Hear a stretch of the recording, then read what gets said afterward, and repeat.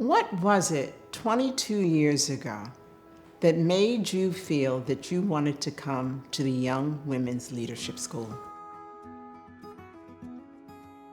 My mom came to me and said, there's a new school in the neighborhood. What interested me the most was that she said it was an all-girls school and that they had uniforms. And I know that is usually a huge turnoff for middle school students, middle school girls. But it attracted you? It did. It felt different and special. I felt important. I was really surprised at how authentically me I could be. I could be silly, I could be smart, I could be dorky. You could bring your whole self to school. Yeah, and I say this as an adult looking back because I didn't realize that that's what was going on. Right. But I was safe. I was safe. Right. And then I remember hearing our principal at the time talk about what they expect of students, which is that we were all going to be stars and we were all going to go to college, and I believe that.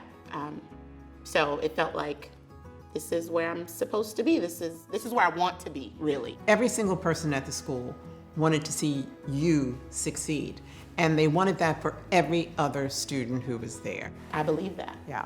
Yeah. What was your journey between Smith, leaving Smith, and what you're doing now? After graduating from college, I had the opportunity to work at the Young Women's Leadership Network, which is now the Student Leadership Network, on the girls' education team. So you worked at the Student Leadership Network. I did. And so you've seen other young women come through. What did you begin to notice about these women? Did they have there was a certain pattern, a certain similarities that they shared? One thing that I noticed was that professionally, the majority of our alums had gone into public service. Oh, interesting. And it makes sense because when you're the recipient of it, oftentimes you want to continue to provide that. That really grew my interest in figuring out how do we replicate our model, and how do we support schools in other parts of the country that want to replicate the model. I started working with our affiliate schools, and that led me to the Girls Leadership Academy of Wilmington, where I now work.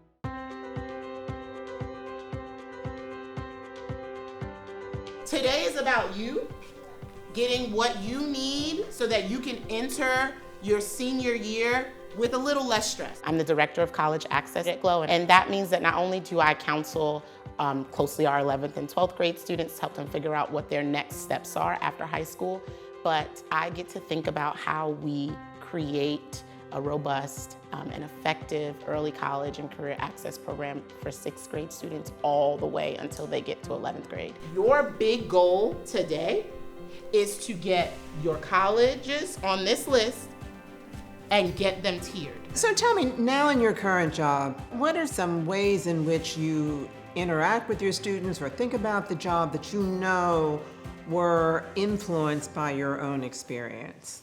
I think a lot of organizations that support historically underserved populations don't act as partners, they act as saviors.